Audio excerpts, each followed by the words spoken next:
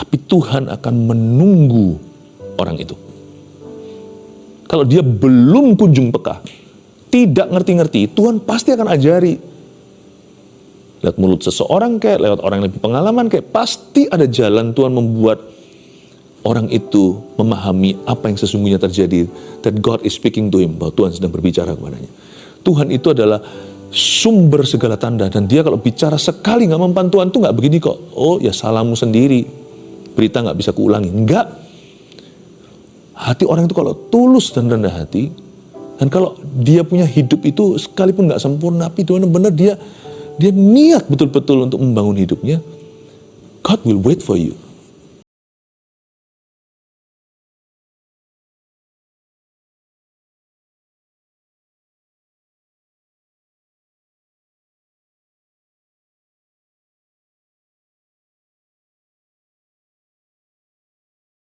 Kasih judul pesan Tuhan untuk saat teduh bersama sekarang ini, agar semakin peka mendengar suaranya. Jadi saya mau mempersiapkan tanah hatimu untuk mendengar suara Allah dan untuk memperoleh tuntunan yang baru.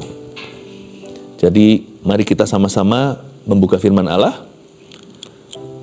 Saya ambil cerita tentang seorang bocah kecil, seorang anak kecil yang mendengarkan suara Tuhan bahkan secara audible.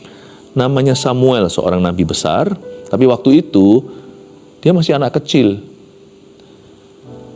Dia bukan nabi atau apa. Mari kita pelajari bahwa tidak butuh seorang yang hebat untuk mendengar suara Tuhan. Asal ada hati yang tulus, asal ada jiwa yang terbuka. Kalau pada saat itu, cerita ini segera akan saya baca, bagaimana Tuhan memanggil Samuel. Malam ini dengarlah dia memanggil namamu. 1 Samuel pasal 3 ayat 1 sampai 10. Kita akan baca satu persatu. Samuel yang muda itu menjadi pelayan Tuhan di bawah pengawasan Eli. Pada masa itu firman Tuhan jarang, penglihatan-penglihatan pun tidak sering. Berhenti di sana. Ini backgroundnya, ini latar belakangnya. Samuel yang muda, dia memang masih kecil. Kemungkinan masih berusia 6 tahunan. Mungkin juga, mungkin lebih tua kali ya. Dia bisa dialog dengan pendeta Eli. Tapi pasti dia masih anak kecil sekali. Samuel yang muda itu menjadi pelayan Tuhan. Kalau kita mau mendengar suara Tuhan, kita harus punya kehidupan yang aktif. Mitosnya gini, orang kalau nganggur itu dia lebih peka sama suara-suara. Iya mungkin, tapi bukan suara Allah. Suara-suara lainnya itu yang bahaya.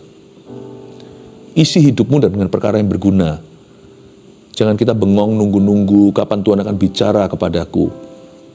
Pakai dulu hidup itu untuk hal-hal yang membangun. Samuel yang muda itu tidak pengangguran. Dia menjadi pelayan Tuhan. Sebelum kita dipakai Tuhan lebih besar, kita harus setia dulu dalam perkara-perkara yang lebih kecil. Sebelum Tuhan mempercayakan sesuatu yang luar biasa, kita harus taat dan setia di perkara-perkara biasa. Penting sekali ayat pertama, supaya kita tahu Samuel itu tidak merenung, duduk, lalu bersila, dan menantikan suatu wangsit apa jatuh dari langit-langit. Tidak. Dia punya hidup yang aktif meskipun dia masih berusia muda sekali. Don't worry, jangan khawatir. Tuhan tahu kapan harus berbicara dalam hidupmu. Yang penting kita hidup dalam firman. Kalau belum ada suara, firman adalah pelita. Tiap hari kita bertumbuh, kita nggak buka halaman Alkitab itu dengan merem dulu, yang mana kira-kira ini dia. Tapi kita teratur punya kehidupan firman yang disiplin. Kita hidup aja dalam firman yang kita kenal, yang kita ketahui. Belajar tanggung jawab dengan pengetahuan itu. Nanti dari waktu ke waktu akan ada suara Tuhan yang lebih jelas dalam kehidupanmu yang bersifat tuntunan secara spesifik. Belajar setia dulu dengan tuntunan yang bersifat umum. Semua orang sama, mengasihi, mengampuni. Jaga kekudusan. Ya, belajar untuk berdoa. Samuel yang muda itu menjadi pelayan Tuhan. di bawah pengawasan Eli. Garis bawahnya di bawah pengawasan Eli. Waktu kita masih belum terlalu peka, mungkin kita masih dibimbing oleh seseorang. Jadi it's okay untuk berada di bawah visi orang lain. Belum apa-apa maunya sudah punya visi sendiri. Nanti jangan-jangan bukan visi tapi ambisi. Tidak jarang orang kira mendengar suara Tuhan, tapi kalau hatinya salah, ternyata itu suara hatinya. Belajar dulu setia di bawah seseorang. Anak-anak muda juga belajar untuk patuhi orang tua. Dalam pelayanan juga belajar untuk setia.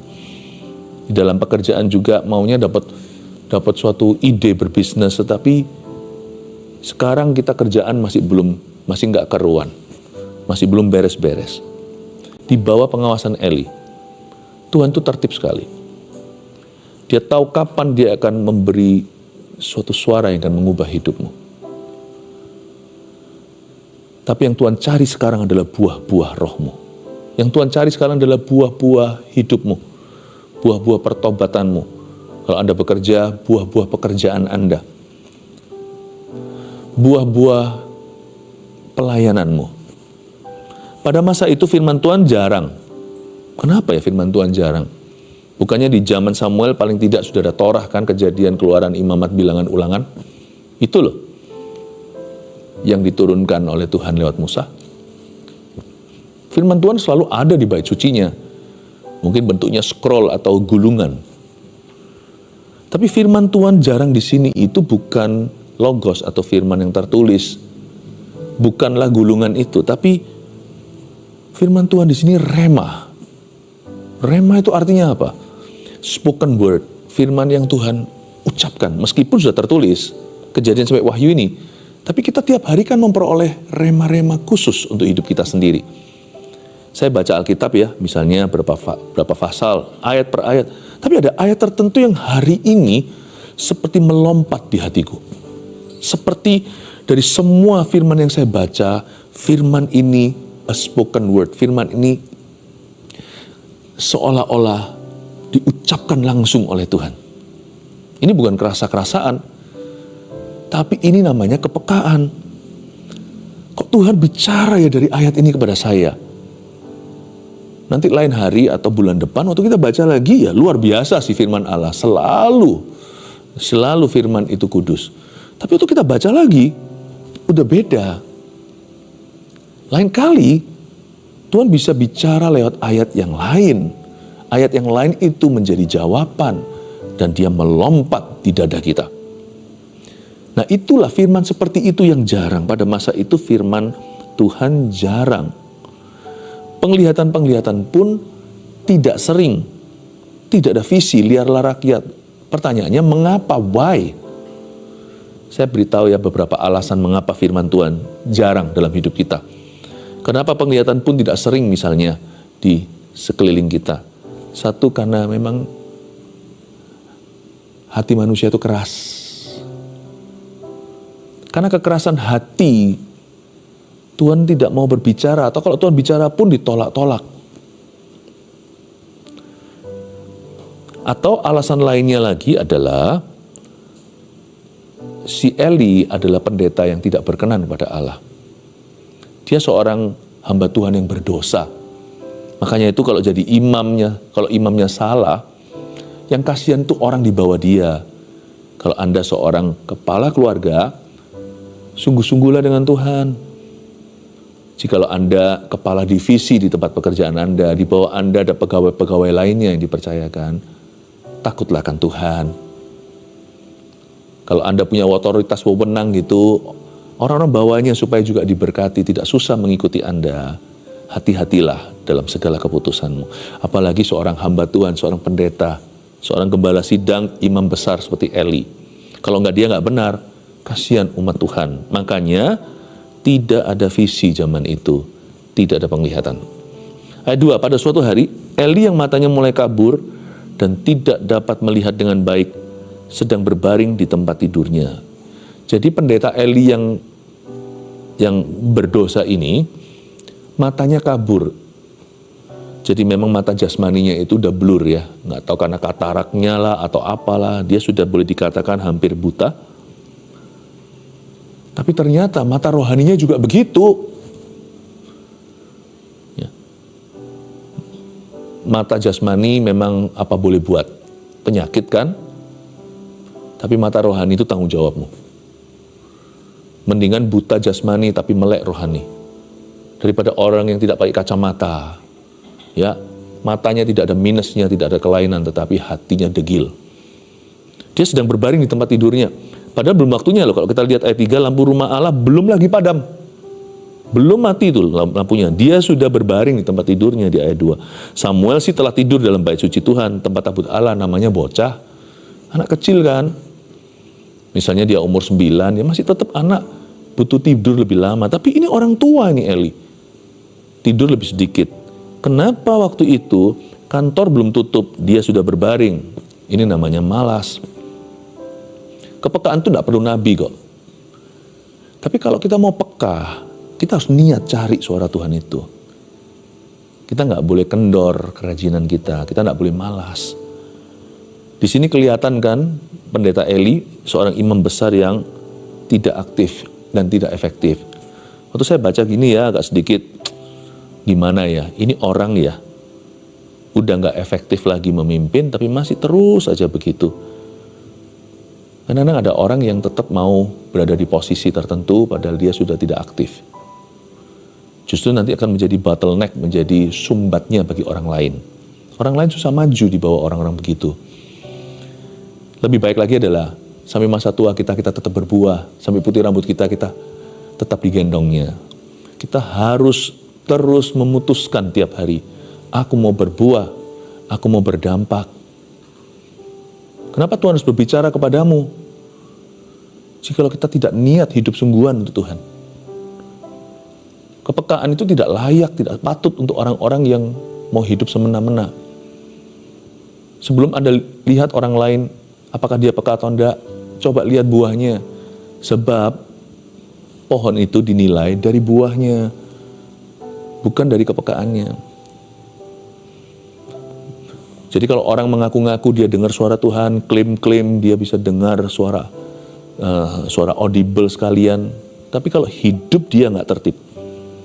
Waktu orang tidur dia bangun, dia begadang. Waktu semua orang kerja dia tidur.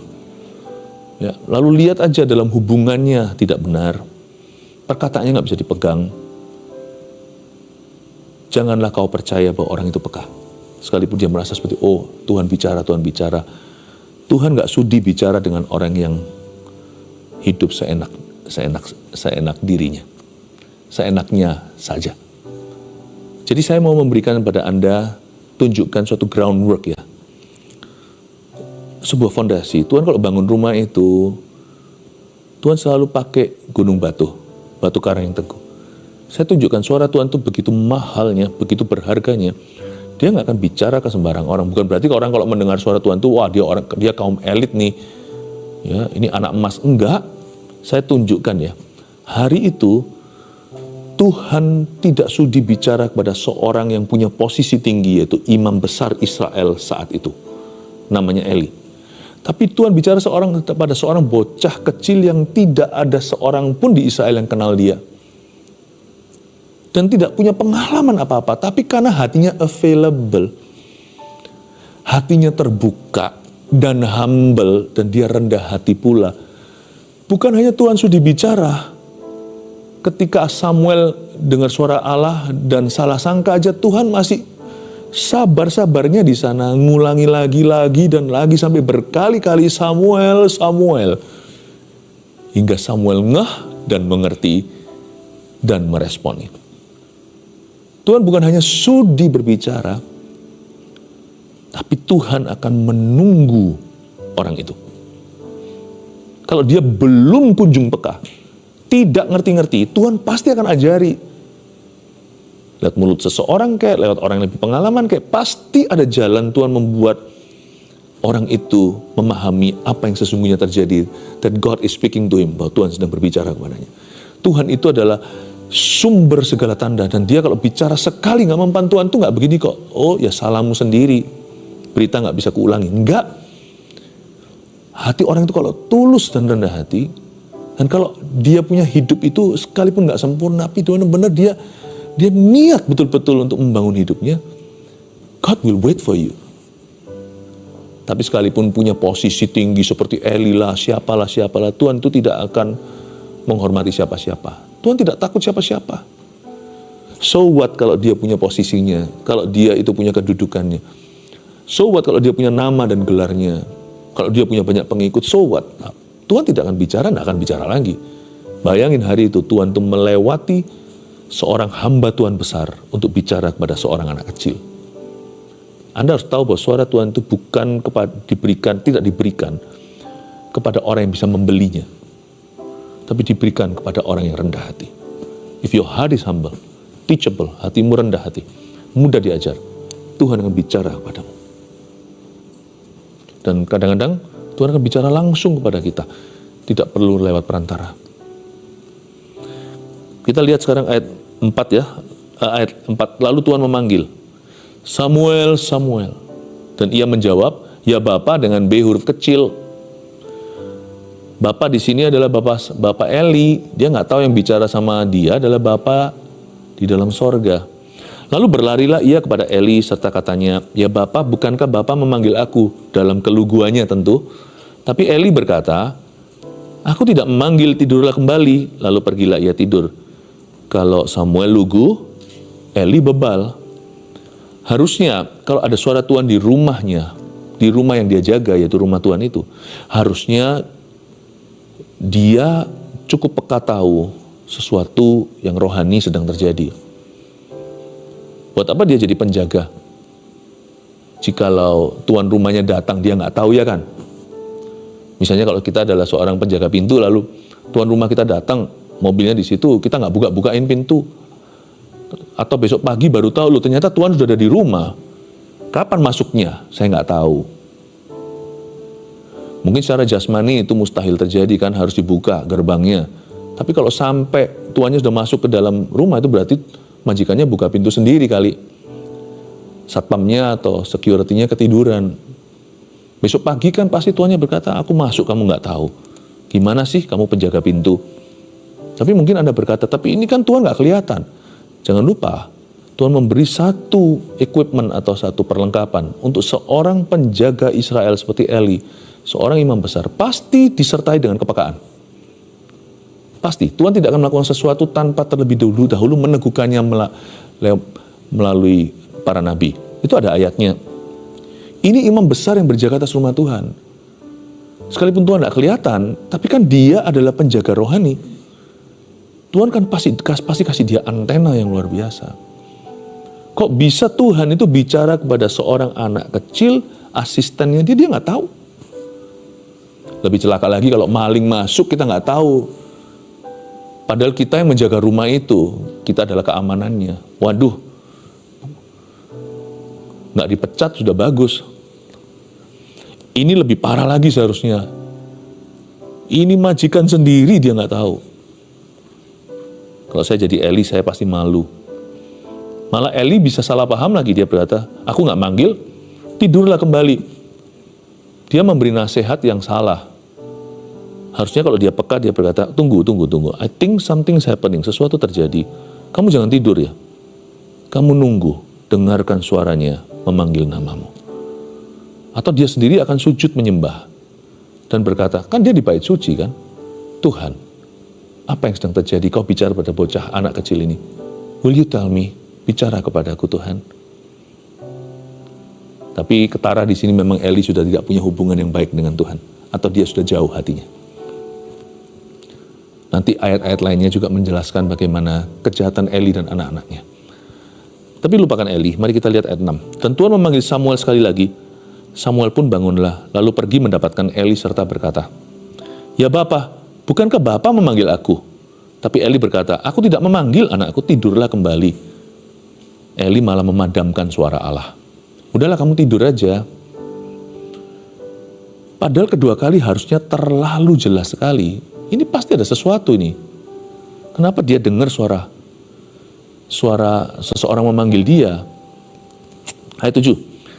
Samuel belum mengenal Tuhan. Firman Tuhan belum pernah dinyatakan kepadanya. Ini penjelasan mengapa Samuel nggak tahu siapa yang berbicara kepadanya. Tapi dia mengerti yang berbicara kepadanya adalah seorang yang berotoritas. Makanya dia datang pada otoritasnya, yaitu Eli. Dia tahu yang bicara sama dia adalah suara orang tua. Samuel belum kenal Tuhan. Padahal dia di bait suci, di dalam bait Allah. Ini menjelaskan pada kita bahwa sekalipun ada orang-orang Kristen yang dibesarkan di rumah yang takut akan Tuhan, tapi tidak otomatis Anda diselamatkan. Karena mungkin Roh Kudus belum memperkenalkan dirinya kepadamu.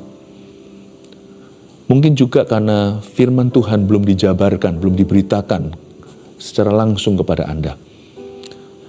Dan Anda belum pernah menyadari kepentingan ini, yaitu mengundang Yesus ke dalam hati. Tuhan itu tidak pernah menyelamatkan orang itu ikut-ikutan. Ada orang yang masuk ke sorga, kenapa? Keseret temannya. Nggak ada. Setiap orang harus memutuskan.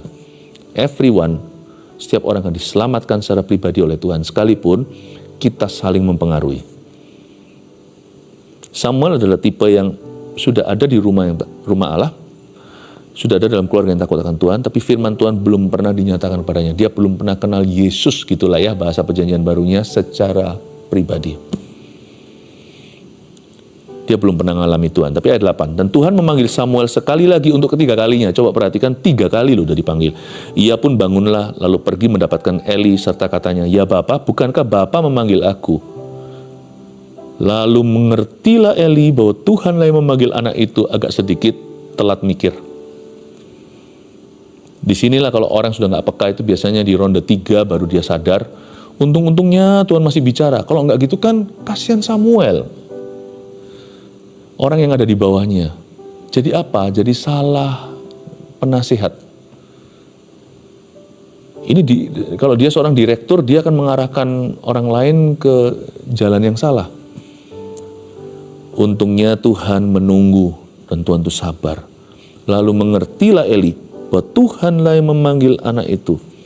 Sekali lagi Tuhan bicara kepada siapa itu tidak tergantung pengalaman orang itu, posisinya, tapi hanya bergantung pada availability atau hati yang terbuka, hati yang mau dengar-dengaran.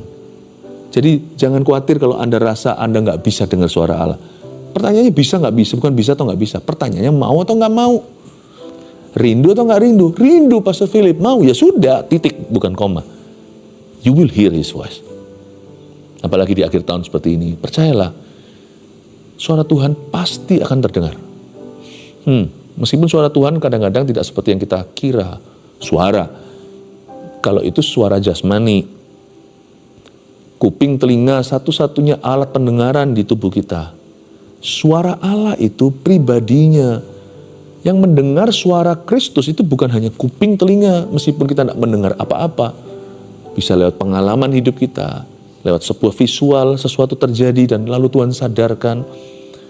Lewat perasaan, feeling kita, tiba-tiba kita ngerasa kok nggak srek ya, nggak enak ya, aku harus melakukan ini, rasanya ini salah deh.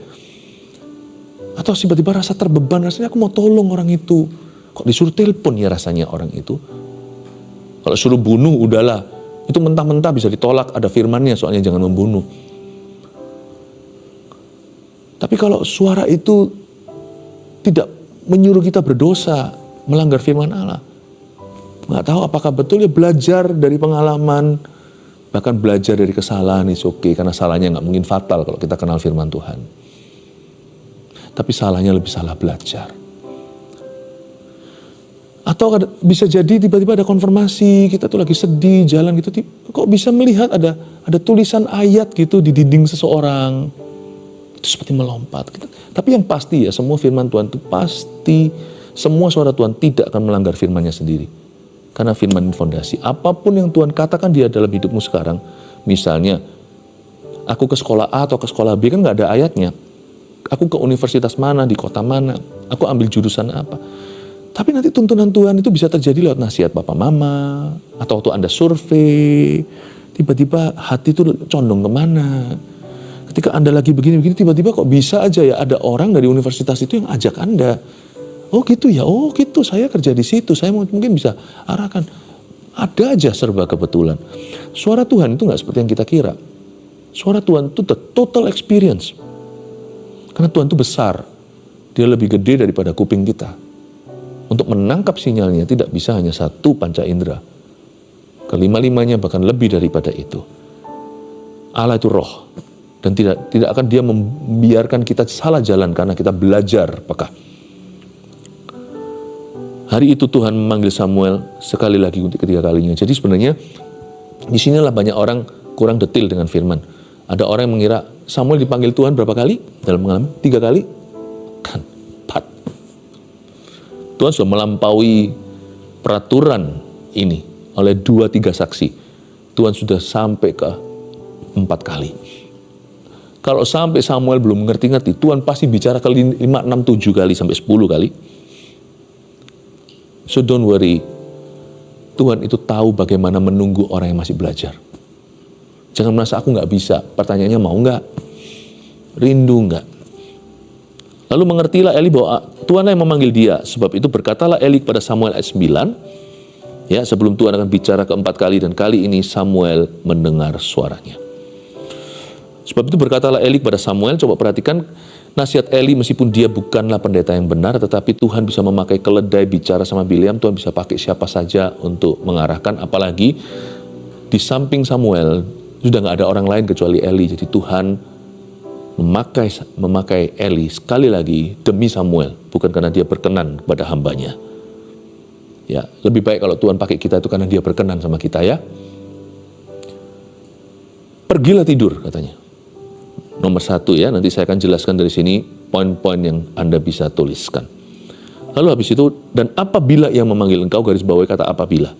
Katakanlah, berbicaralah Tuhan, sebab hambamu ini mendengar, garis bawahi sebab hambamu ini mendengar. Maka pergilah Samuel dan tidurlah ia di tempat tidurnya. Lalu datanglah Tuhan berdiri di sana dan memanggil seperti yang sudah-sudah. Keempat kali ya, Samuel, Samuel. Dan Samuel menjawab, berbicaralah sebab hambamu ini mendengar. Ayat 9, ada 3 langkah yang disarankan oleh Eli dan saya tahu bahwa 3 langkah ini, nasihat ini betul. 3 langkah ini tepat. 1, pergilah tidur, bukan disuruh tidur pulas. Itu disuruh balik atau kembali ke kamar tidurnya. Nomor 1 tuliskan, beri Tuhan ruang dan waktu. Kalau Anda serius mau dengar suara Tuhan, kasih ruang sama waktu. Ciptakan space untuk Tuhan bicara. Jemaat GMS dalam waktu berapa jam lagi akan bukan hanya beri ruang dan waktu, akan bayar harganya untuk ada di situ. Orang-orang mungkin lagi hip-hip hurrah, ya, lagi trompet semuanya di luar sana. Happy New Year. Mereka berada di kaki Tuhan. Nanti akan beda tahunnya. Akan beda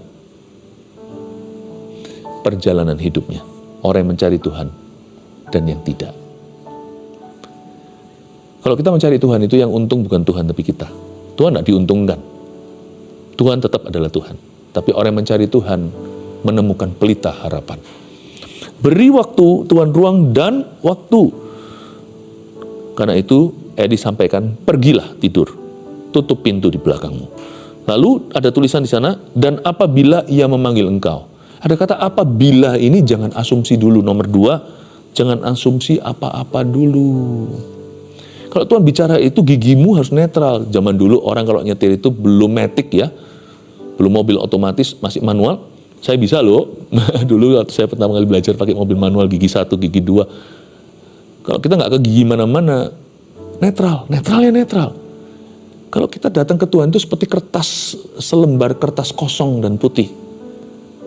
Jangan kita yang ngajarin Tuhan dan suruh-suruh maunya gini-gini. Jangan bawa konsep dulu, kecuali firman ini fondasi. Itu harus tahu supaya kita nanti tidak disusupi oleh musuh. Tapi jangan asumsi apa-apa dulu. Ya. Pergilah tidur. Lalu habis itu apabila ia memanggil engkau. Garis bawahi kata apabila. If. Jangan asumsi apa-apa. Terakhir, katakanlah begini kalau Tuhan berbicara. Berbicara Tuhan sebab hambamu ini mendengar. Sebab hambamu ini mendengar. 3, responi suaranya dengan benar. Sebelum suara berikutnya Tuhan berikan. Tuhan gak akan memberikan 1001 suara.